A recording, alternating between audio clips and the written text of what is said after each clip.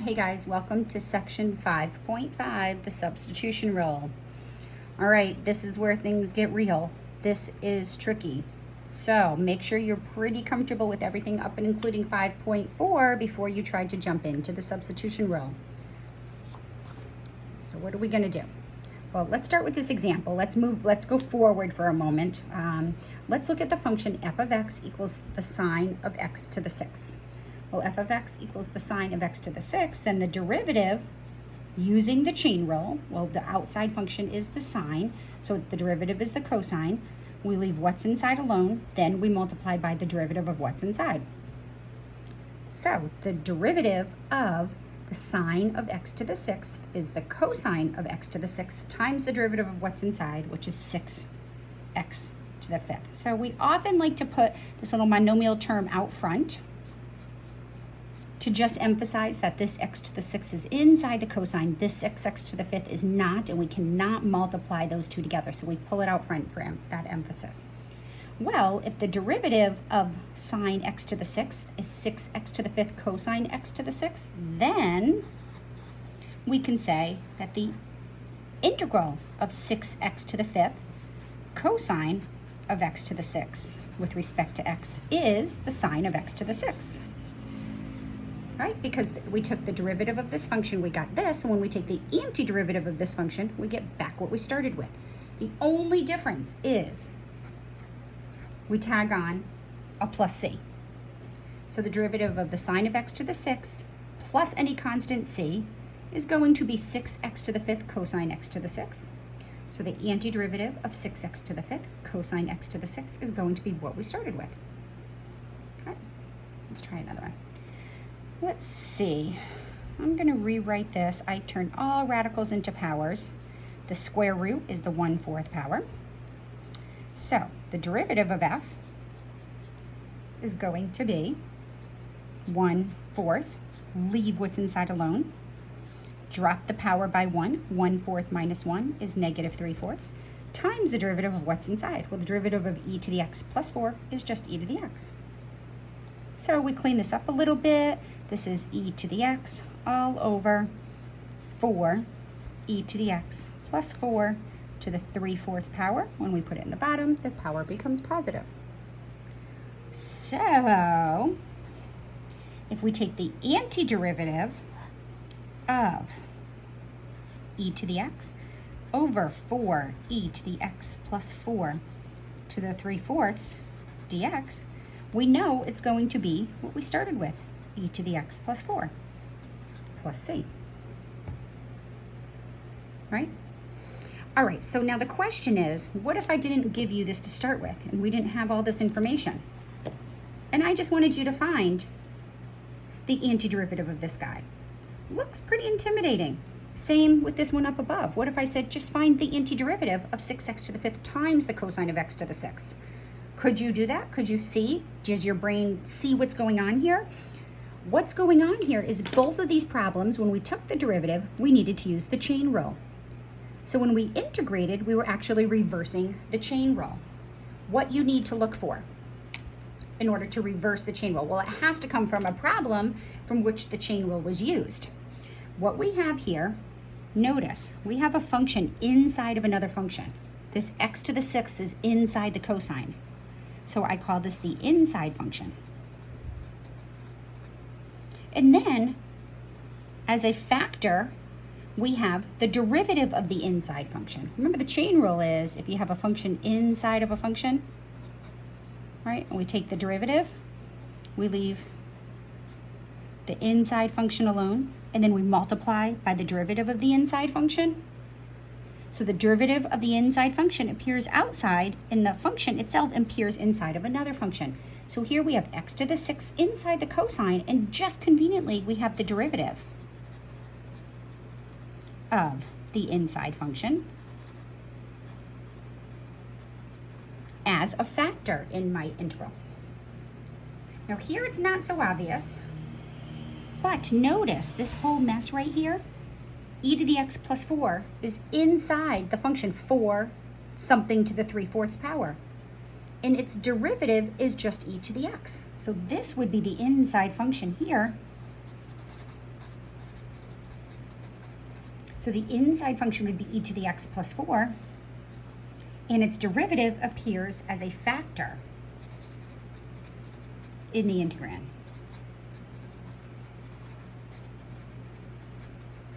Okay, anytime we have an integral that's set up this way, we can use a process called substitution.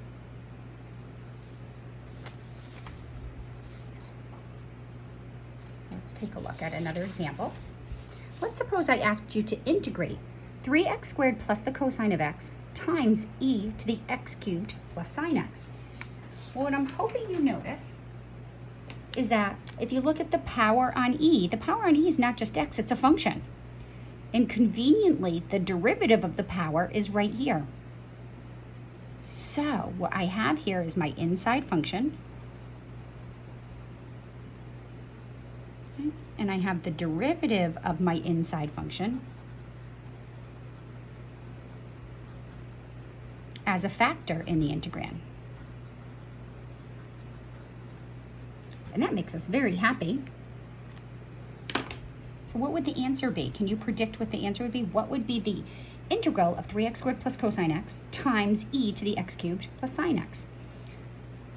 Let's see, hopefully you recognize that it would be e to the x cubed plus the sine of x, right? Because the derivative of e to the anything is itself, which would be right here, times the derivative of the power.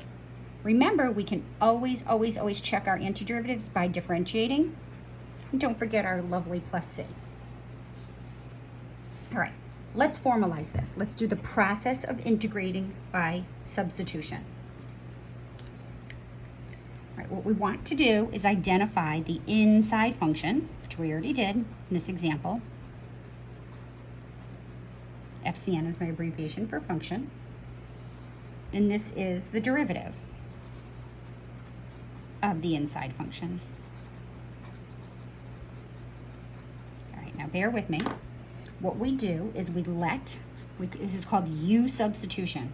We let U be the inside function. So we're going to let U equal x cubed plus the sine of x. Right?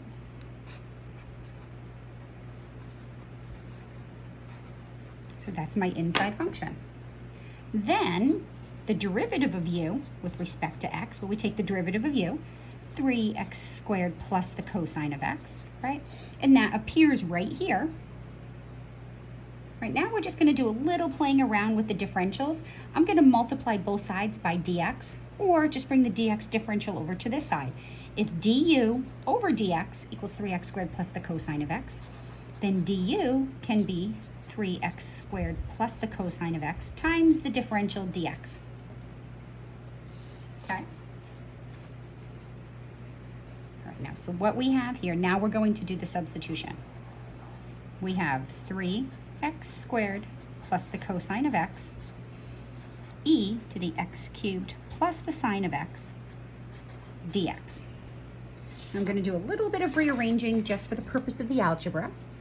But as time goes on, I typically do not necessarily do the next step. So I'm going to this is just a product, I'm just going to switch it. This is equivalent to e to the x cubed plus sine x times 3x squared plus cosine of x dx, right? Well, we're going to we want to get rid of all the x's. So we're going to replace this with u because we let u way up here, right, equal x cubed plus sine x. And then 3x squared dx, 3x squared plus cosine x dx, well, 3x squared plus cosine x dx, we're going to replace with du.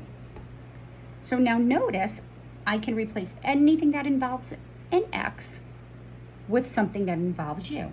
So my new integral is, and I write this in a different color, is going to be e, and instead of to the x cubed plus sine x, it's e to the u. And then we replaced 3x squared plus cosine x with du. And our goal is to get a simpler integral that we can actually just integrate straightforward. Well, what is the antiderivative of e to the u? Well, hopefully said e to the u plus c, because the derivative of e to the u is e to the u, and the antiderivative of e to the u is e to the u. Now, this is not the answer though, because our problem was originally in terms of x. So now we have to go back, and our answer is going to be, well, I'm just going to write down what the original problem was. 3x squared plus the cosine of x e to the x cubed plus the sine of x. Looks like a terrible integral, but it's really not. The answer is just e. And instead of u, we go back up here and we say, well, u was x cubed plus sine x, so it's e to the u, which is x cubed. We replace it all the x's back, right? And then it's going to be just plus c. So I challenge you, take the derivative of this. Is it the integrand? Sure, that's actually a pretty straightforward derivative if you're comfortable with the chain rule.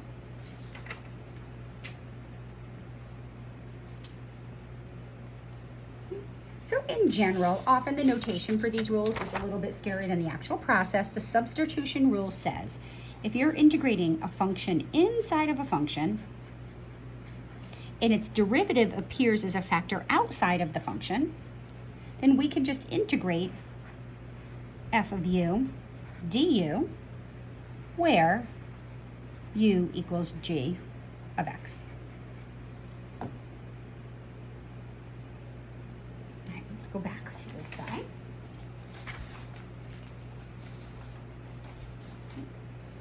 All right, we have a function inside of a function here. So we see e to the x here, but we also see e to the x underneath or inside the radical. So what I'm going to do is e to the x minus 6. Now, e to the x here is just floating all by itself. It's not inside anything. It's on the top on the numerator. But I'm going to try, and sometimes it takes some popping around here. Let's let u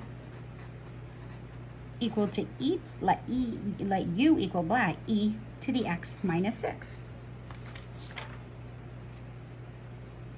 Right? If u is e to the x minus 6, then the derivative of u with respect to x is just going to be e to the x. But we're going to, again, bring that differential over to this side, and we're going to say that du equals e to the x dx.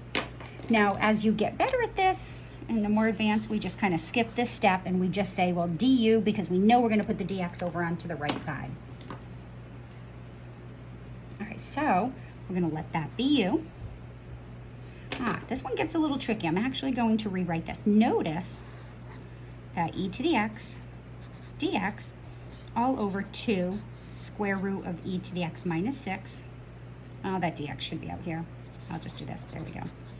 Is equal to, isn't this just the same as 1 over 2 square root of e to the x minus 6 times e to the x dx? Algebraically, aren't those equivalent? Sorry about my little mess there. I'll just cover it. Right? Algebraically, they're equivalent. So now we're going to replace this with u and this with du. So anything that involves an x is now going to be replaced with something that involves a u. So really, my new integral is going to be, oops, Sharpie accident, let's see, here we go. So my new integral in terms of u is going to be, we still have the fraction, we have the 1 on top, that 2's not going anywhere, and I'm not replacing the radical at all, I'm only replacing what's under the radical, so it's going to be 1 over 2 times the square root of u, and then e to the x dx is going to just be replaced with du. Don't do that. We don't want any more x's. What's the antiderivative of 1 over 2 square root of u? Well, you might think of this, you might know it offhand, hopefully by now maybe you do see it. Isn't this just 1/2 u to the negative 1/2 du? Because the square root in the denominator is equivalent to u to the 1/2 power in the denominator, which is equivalent to u to the 1/2 in the numerator. Right? And the antiderivative of u to the 1/2, we add 1 to the power, and we multiply by the reciprocal power, right? We have the 1/2 out here. So it's really going to be u to the 1/2 plus c. Now let's just take the derivative of u to the 1/2 plus c. We bring the 1/2 out front. That gives me that. Drop the power by 1. That's negative 1/2. So the derivative of u to the 1/2 is 1 over 2 square root of u. So now we have our answer. We can go back to our original problem. Don't forget that we started with this problem. E to the x, 2 square root of e to the x minus 6 dx. And my answer is, well, it's going to be u to the 1/2 plus c, but we have to replace what u was. If we go back up here, u was e to the x minus 6. It's going to be e to the x minus 6 to the 1/2 power plus c. Now we started with radicals, so I'm just going to put this back into radical form. So the antiderivative of e to the x over 2 times the square root of e to the x minus 6 is just the square root of e to the x minus 6 plus c. So you can do some pretty complicated looking integration here.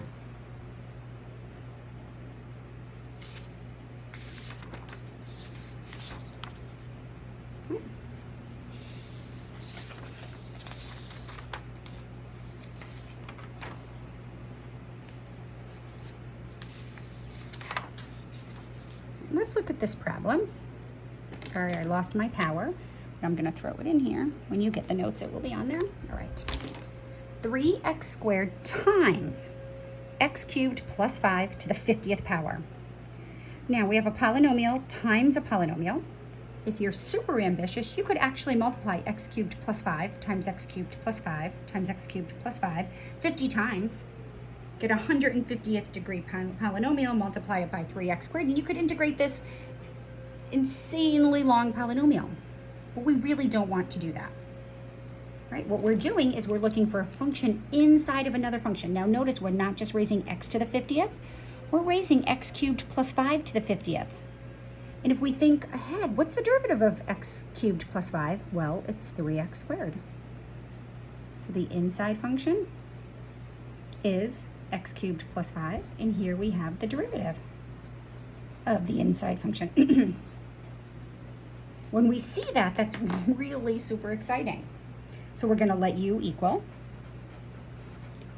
x cubed plus 5, because it's a function being raised to not to the 50th power. Just leave the 50th there, because if we put it to the 50th power, we're going to be right back where we started. And then the derivative of u is going to be 3x squared dx.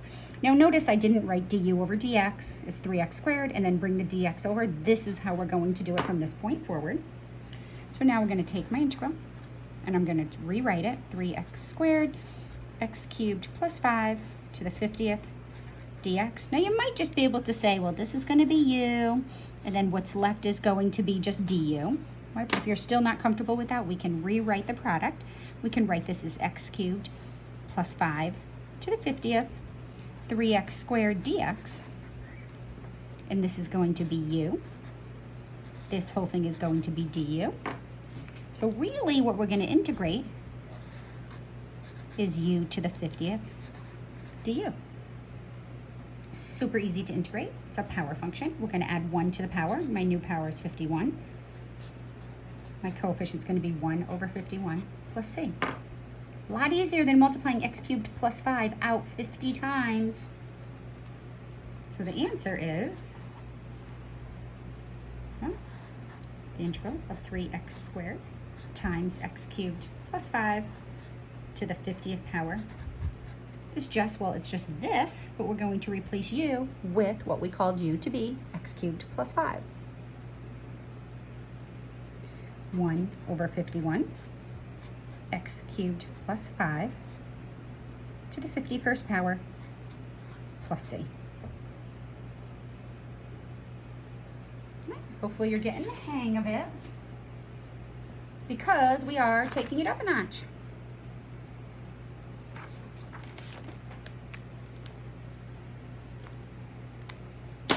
All right, very similar problem, although I eliminated the 3. So what happens if we kind of have the derivative of the inside function out front, but not quite the derivative? Can we still do this process?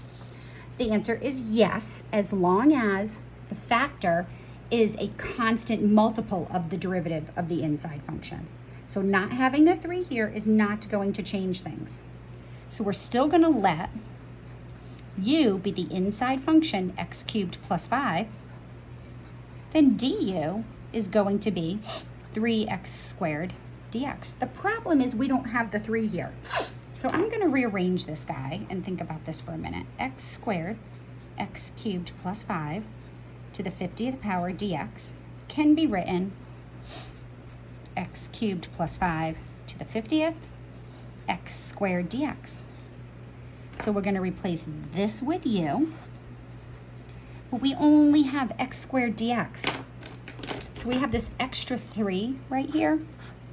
All right, what do we do with this guy? Well, if you just think very simply algebraically, if du equals 3x squared dx, I can bring that 3 over to this side. That's equivalent to saying 1/3 du equals x squared dx. Okay, so I can replace this with 1/3 du instead of just du.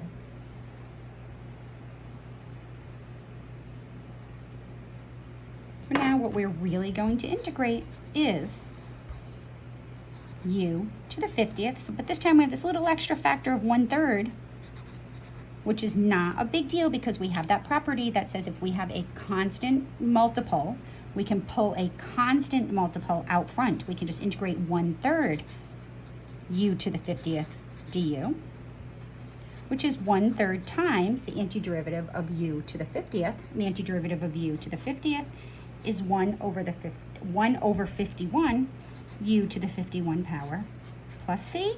And I'm just going to do that multiplication.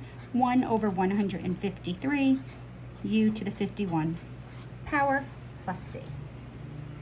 Now remember, we're not done. Our original problem was in terms of x. So we want to go back and finish this up and put it in terms of x.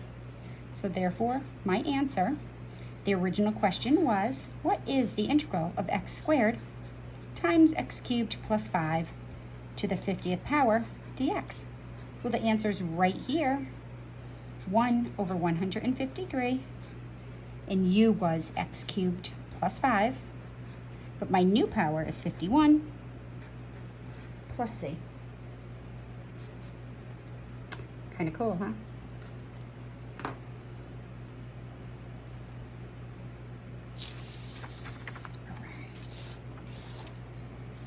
Now, the only way we get good at these is by doing lots and lots and lots of them.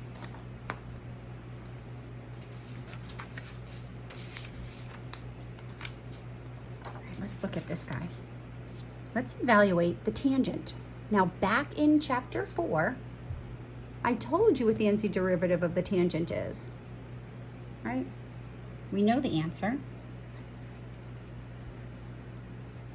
The answer is the natural log of the secant plus c. It can also be written negative natural log of the cosine of x plus c. But I gave you that and I said, oh, you can just kind of buy this for now. But let's see where that actually comes from. Friendly reminder. The tangent can be written as the sine of x over the cosine of x, right? So if we integrate the tangent of x, that's equivalent to integrating the quotient, the sine of x, over the cosine of x. Now remember, big thing that you can't do, do not integrate the top and the bottom of a fraction and call that the answer. It is not true. You may not do that. But this case, we have something special going on. We know the derivative of the sine is the cosine, and the derivative of the cosine is the sine. So we have each other's derivatives in here. Does it matter which one we use? Yes, it does matter which one we use here, because we need to get the derivative times dx. This cosine is in the denominator, so we're not allowed to use that as the derivative function. So in this case, I'm going to let u equal the cosine of x, because that's in the denominator of the fraction. Then du is going to be negative sine x dx. Right, so what I'm going to do is I'm going to rewrite this as the sine of x times the cosine of x over the cosine of x is equal to, I'm going to rewrite this as 1 over the cosine of x times the sine of x dx. Right, now I can call this u, but I only have sine x dx. So remember, this is equivalent to multiplying by -1. So if du equals -1 times the sine of x times dx, and that's the same as saying -1 times du is equal to the sine x dx. So I can replace this with -1 times du. So integrating the tangent is equivalent to integrating 1 over the cosine of x times the sine of x, which is equivalent to integrating u times -1, no, 1 over u, don't make that mistake, du, right? 1 over u. I'm going to bring this constant out front, and I'm just going to be integrating 1 over u du. We can integrate that, that's easy. The antiderivative of 1 over u is just the natural log, and again, for formality, I'm going to include the absolute value bars.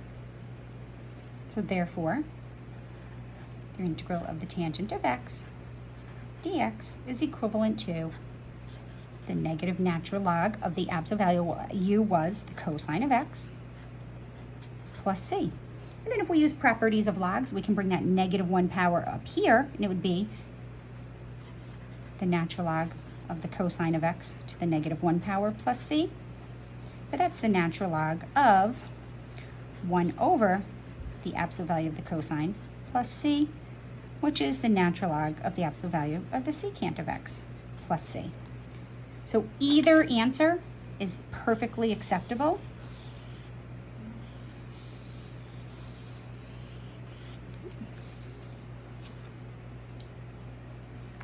Kind of cool.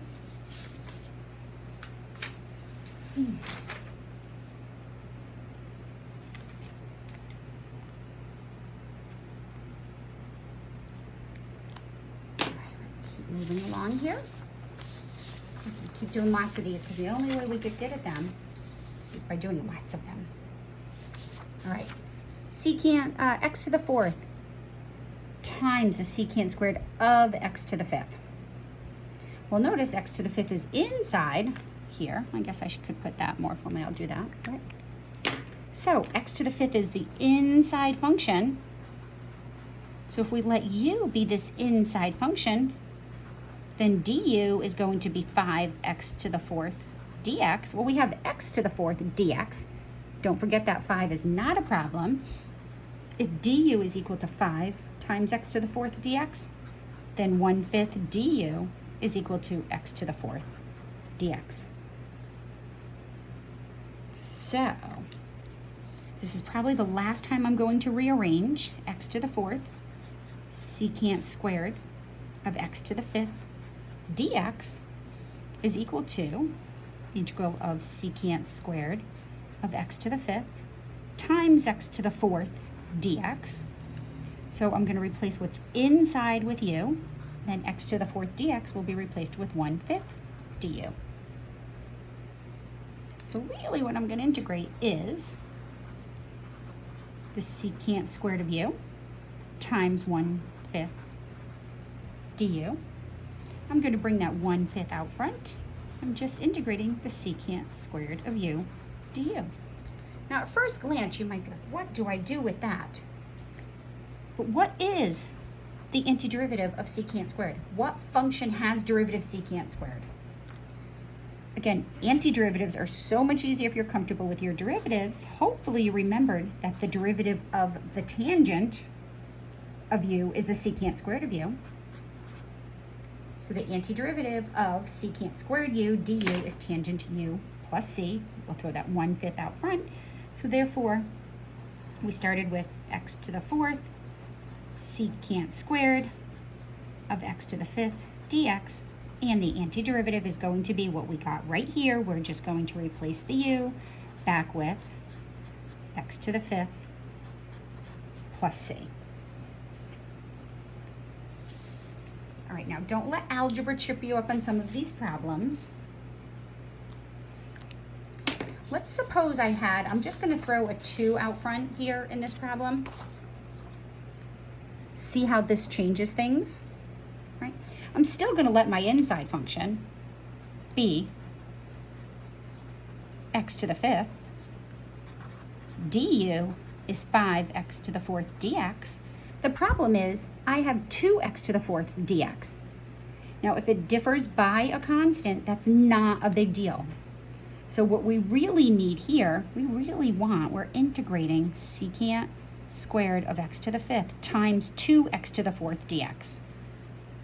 So now there's several ways you can do this. How can we turn that 5 into a 2? Well, we could pull the 2 out and then get the 5 out of there. Or how about we do this? How about we do 1/5 du? And there are different ways to do this algebraically. As long as you do it correctly, you should get the right result. All right, if du equals 5x to the 4th dx, we have to somehow change that 5 to a 2, the coefficient out front of x to the 4th. So my choice is to eliminate the 5 by bringing it over to the left side. Now, in order to get a 2 out front here, I'm going to multiply both sides by 2. So wouldn't it be true that 2/5 du equals 2x to the 4th dx? Right, so I eliminate the coefficient, then I force it to be what I want it to be.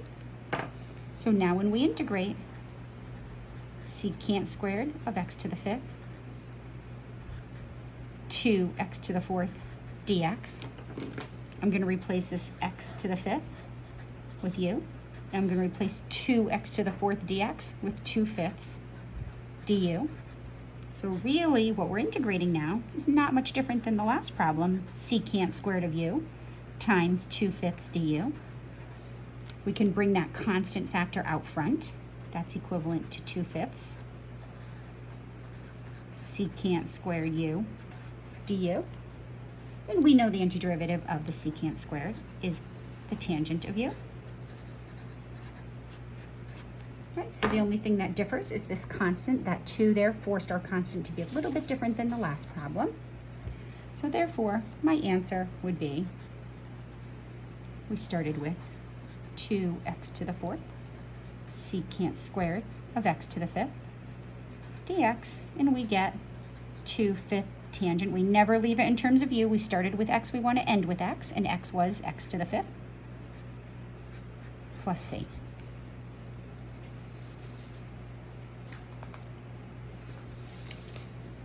All right, so give a few more here.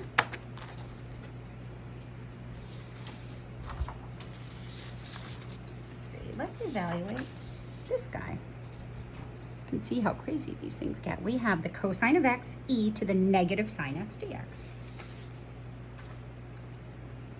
So I'm going to let, this is what's inside the power, right? So how about we let u equal negative sine of x. Then du is equal to, well, I'm going to ignore the negative. The derivative of the sine is the cosine of x, right? So the derivative is negative cosine x dx, but all we have is cosine x dx left. So how about negative du equals the cosine of x dx? We also could have made a different substitution. We could have let just u be the sine of x, and then du would have been cosine x dx, and we wouldn't have to have included this extra step. But then we would have been integrating e to the negative u instead. Either way, as long as you do it correctly. So therefore, we're integrating e, well, I'm going to call cosine x dx. I'm going to replace that with negative du. It's not minus, it's times negative du. And we're integrating e to the u. I'm going to bring this negative 1 out front. That's just negative 1 times the antiderivative of e to the u du. But the antiderivative of e to the u is just e to the u plus c. And that negative 1 went along for the ride. So my answer is, just be really careful with those negatives. My answer, the antiderivative of the cosine of x times e to the negative sine of x dx is going to be negative e to the negative sine of x plus c.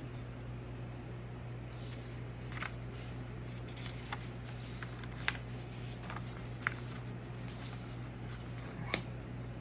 So I'm going to do a couple more, so if you're up for listening, keep listening. Only way you get good at this is practice. Watch videos, watch other people do them, and practice on your own. Little bit tricky here. We have the tangent and the secant involved. We have the tangent squared and the secant. Things to keep in mind. Think ahead. What's the derivative of the tangent? Hopefully you said the secant squared. What's the derivative of the secant? Secant of x, tangent of x, right? So I have tangent and I have its derivative, and I have secant and I kind of have its derivative, right? So what are we going to do here? So this we could do trial and error. I suggest letting you, and watch what happens, be one of these two functions, either the secant or the tangent. I like the fact that I see secant squared x dx because that's right there. So I'm going to let u equal the tangent of x. Then du is going to be the derivative of the tangent, which is the secant squared of x dx. So this is just going to be du. But what about tangent squared? Well, remember, tangent squared of x just means the tangent times the tangent, right? Which is just the tangent of x, whole quantity squared. So really what we're integrating here, tangent squared is u squared, and secant squared x dx is just du. So integrating tangent squared x, secant squared x dx can be done by integrating u squared du. And u squared du is 1/3 u cubed plus c. So therefore we have our answer. The integral of the tangent squared of x, secant squared of x dx is going to be 1/3, and instead of u, we're going to replace u with the tangent of x cubed plus c. So we often write this. Instead, to eliminate the parentheses, we'll write the tangent cubed of x plus c. All right, let's go back to this for a second. What if I did, let's suppose we did this. We did tangent squared x. I want to see what would happen if we let u be the secant, the other trig function in here. Let's see, would that work? Let u be the secant of x. Then du would be the secant of x, because there's our tangent, right? All right, so I'm going to expand this.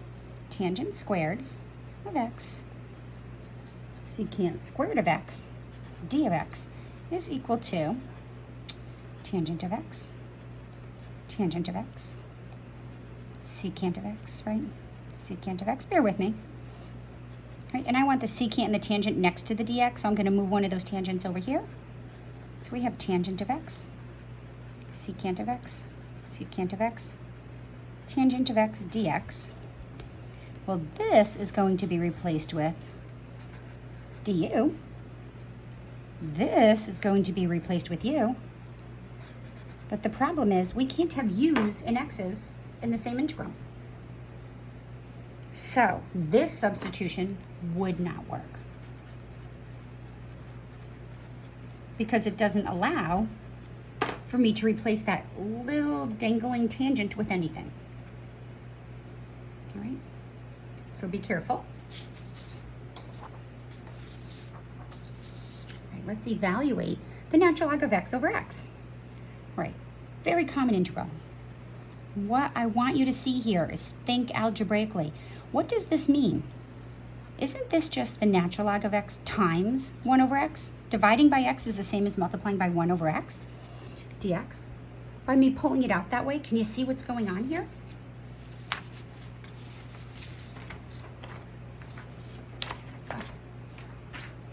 Right. Well, what's the derivative of the natural log of x? It's 1 over x. So we're going to let u be the natural log of x. Du will be 1 over x dx. Okay. So really what we are integrating the natural log of x over x is equivalent to integrating u du. Super simple integral. Don't let this fool you, the simplicity of it. U to the 1. My new power is going to be 2. Put the reciprocal of the new power out front. So the antiderivative of u, du, is 1/2 u squared plus c. So there we go. We have our answer. We have the integral of the natural log of x over x dx is equal to 1/2. We let u be the natural log, so it's going to be the natural log of x squared plus c.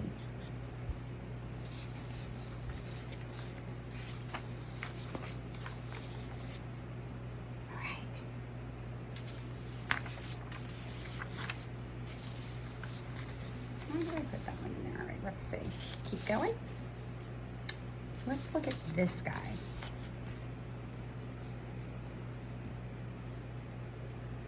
What do we got here? Whoops, it looks like I lost something. My powers seem to have disappeared. I'm gonna throw the power. 3/7 on there. When you get this, you will have it. All right, inside function.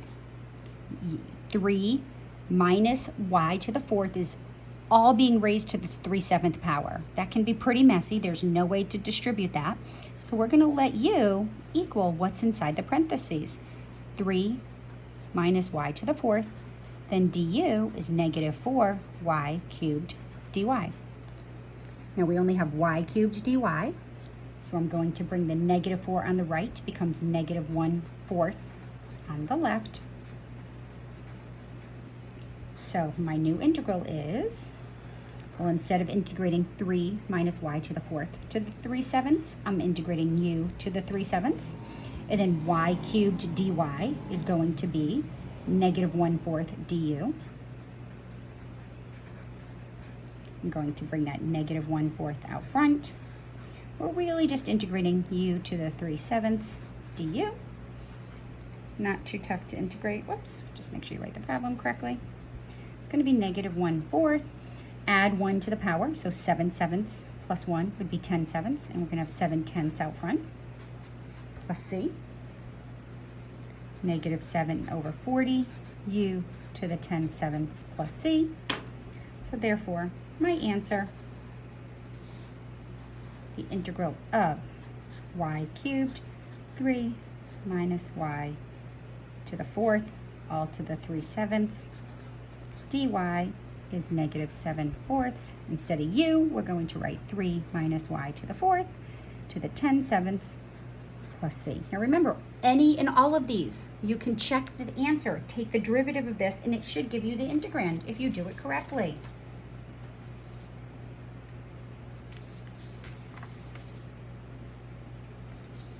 All right, be really careful with these types of problems. Students often mistake compositions for products. What we have here is the sine of x times the cosine of the sine of x. These two functions, that's not the cosine times the sine, that's the cosine of the sine. The sine is inside the cosine. So I'm going to let u be, oh, this isn't going to work. That's a typo. Let's see, I'm going to rewrite this because I did a typo here. That we'll talk about in Calc 2. Let's integrate the sine of x. We're going to do the sine of the cosine of x. Now when you print these notes off, that will be fixed for you. So, still the same idea. This is the sine of x times the sine of the cosine of x. Without this right here, we do not have a product. That's not the sine times the cosine, that's the sine of the cosine. There's no x here. So my inside function is we're going to let u equal the cosine of x. Then du is going to be negative sine of x, because the derivative of the cosine is the negative sine. We don't have negative sine dx here. So we're going to call that negative du is going to be the sine of x dx. So really what we're going to integrate is, well, I'm going to underline this. The sine of x dx is going to be replaced with negative du. So I'm going to put the negative out front here in the du. And then we're going to be integrating the sine of, and instead of the cosine, it's going to be the sine of u. So integrating this, what appears to be a very messy function, sine x times the sine of the cosine of x, is no harder if you know how to make this substitution than integrating the opposite of the sine. Well, I'm going to bring that negative sign down. I'm going to hide it. The antiderivative of the sine is the negative cosine of u. Now be careful here. The derivative of the sine is the positive cosine, but the antiderivative of the sine is the negative cosine plus c. So this is just going to be the cosine of u plus c. Now before we go and stick that back in, let's just double check. The derivative of the cosine is the negative sign, which we do have up there. So now we have our answer, and we have that the antiderivative of the sine of x times the sine of the cosine of x dx is just equal to the cosine of u, which is the cosine of the cosine. All right, kids, I know this is getting long, but let's just do a couple more problems here, okay? just finish them up. I do this one because this is a really kind of cool problem. All right, so what do you notice here? What comes to mind? What are we going to let u equal? 2 to the x minus 8 seems the obvious choice, but du is 2 dx. Let's take a look at our integral. We have x, 2x minus 8 to the 5th dx. Sometimes if you're new at this, it's helpful to rearrange it. This is just 2x minus 8 to the 5th, and then we need an x dx left over. Uh-oh. So this is going to be u, so we're going to integrate u to the 5th, but what do we do here? Because we can get this, we can do 1/2 du equals dx. So this can be replaced with 1/2 du, but we may not have u's and x's in the same integral. We cannot multiply these both by x because then we'd end up with an x inside the integral. So what do we do? So here's the trick. Right, when you have u something nice like this, if u is equal to 2x minus 8, isn't it true that u plus 8 is equal to 2x? So it's also true that u plus 8 all over 2 is equal to x. I'm going to rewrite this as 1/2 u plus 4 is equal to x. Right? So that being said, this is such a cool substitution trick. We can put that right here. So we have, I'm going to rewrite this again because it's kind of a messy up there. We have 2x minus 8 to the 5th power. We have x and we have dx. We found that we can replace this chunk of stuff with u. The dx is going to get replaced with 1/2 du. Now I can replace this x with, well, 1/2 u plus 4. You might be thinking that's kind of messy, but watch how cool and convenient this turns out. So don't lose that 5 right there. So what we're really integrating is u to the 5th, 1/2 u plus 4 times 1/2 du. Right, now why did we do that? Because it seems like we're just in the same mess. Well, the thing that's really cool here is that we had the power originally on the difference. So we could sit here and we could multiply 2x minus 8 out 5 times and then bring the x through. But if this was 50 or 500, we certainly wouldn't want to do that. What we did is we transferred the power. The power is now on the little monomial and not on the difference. So if we look down here, the power is now here.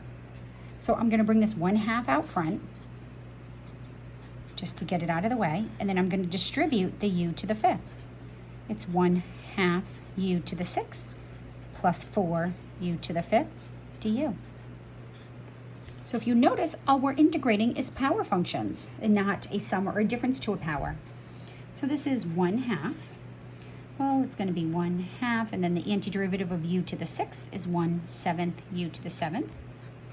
The antiderivative of u, I'm going to bring the 4 down, of u to the 5th is 1/6 u to the 6th plus c. And we're going to clean this up a little bit. 1/2 times 1/7 would be 1/28 u to the 7th plus, well, 1/2 times 4 would be 2. 2/6 would be 1/3 u to the 6th plus c, right?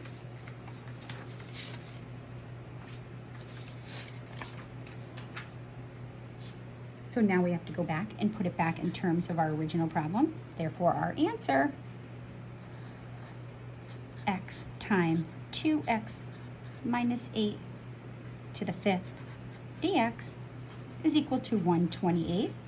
Instead of u to the 7th, u is 2x minus 8 to the 7th plus 1/3. Instead of u to the 6th, 2x minus 8 to the 6th plus c. Ooh, I'm keeping you guys. Let's see. Oh gosh, we're going on almost an hour. This is amazing. All right, just for inquiring minds. What happens if we're doing substitution and we have definite integrals? Now, I prefer the way I do this. Your book and WebAssign may do this a little differently, and if you do it correctly, the answer comes out the same.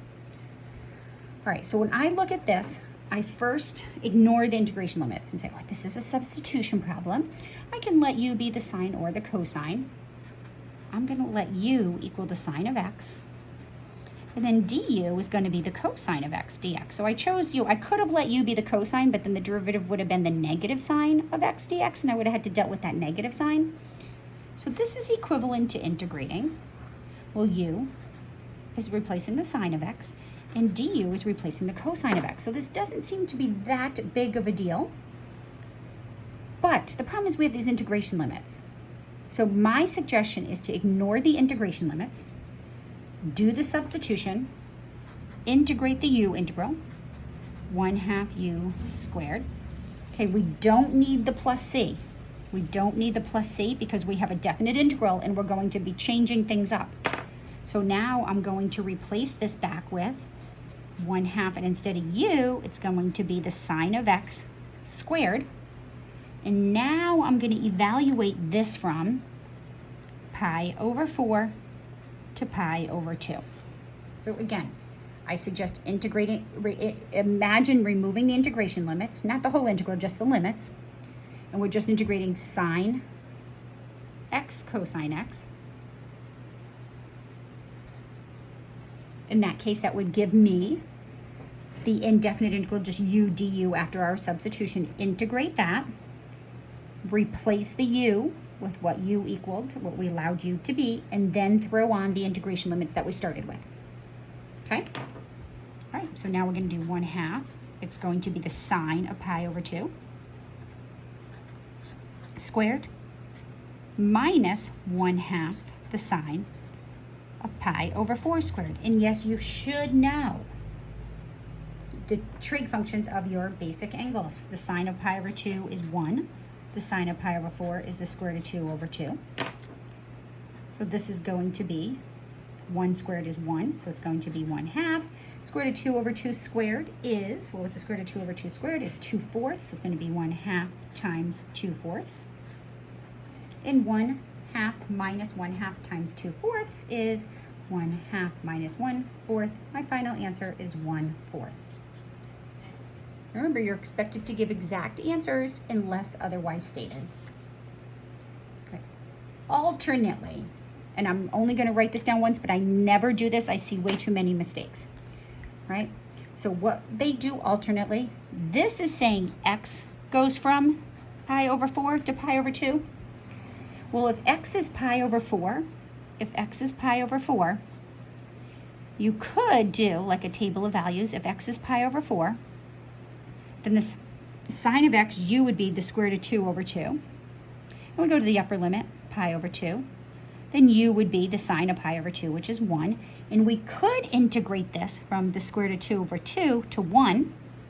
And we could evaluate this from the square root of 2 over 2 to 1. And you would get the same result. I don't ever suggest making this change of the integration limits. I like how I do it. I find that students make less mistakes. But if you want to change your limits of integration, they sometimes, rare occasions, they'll carry down and they'll be the same, but that's rarely to never. So remember, whatever the variable of integration is, those integration limits pertain to that variable. As soon as we change the variable, the integration limits now have to be changed in respect to that variable. So you would go back up here, make the substitution, and that's how you could change the integration limits. But I don't. I say don't do that. I say ignore them, integrate it with respect to u, turn it back into x, and then plug in your original integration limits. So let's try one more. Let's suppose we had the natural log of x cubed all over x. So we're going to do the natural log of x cubed all over x, and I'm going to pretend that I don't even see those integration limits. Now I have this 1 over x dx thing going on, and in practice you'll see and you'll remember that the derivative of the natural log is 1 over x dx. So this is really the natural log of x whole quantity cubed times 1 over x dx. So this is going to be u. This is going to be du. So we're really just integrating u cubed du. And you're welcome to change your integration limits if you want. I say just go this way. We're going to call this 1/4 u to the 4th. We're not going to put on the plus c because it's a definite integral. So therefore, the natural log of x cubed all over x dx is going to be 1/4 the natural log of x to the 4th power. Right? And don't forget, we're integrating from 1 to e, so now we're going to evaluate this from 1 to e. So it's going to be 1/4 the natural log of e to the 4th minus 1/4 the natural log of 1 to the 4th. Now hopefully you recognize that the natural log of e is just 1 and the natural log of e is 0. So the answer is just going to be 1/4. All right, this is tough. Lots going on here. I talked for a very long time. If you plan on going on to Calc 2, you really want to be good at your integration. You want to master this substitution stuff before. I highly suggest you try mastering the substitution stuff before you start your Calc 2 class. All right, kids, have a great night.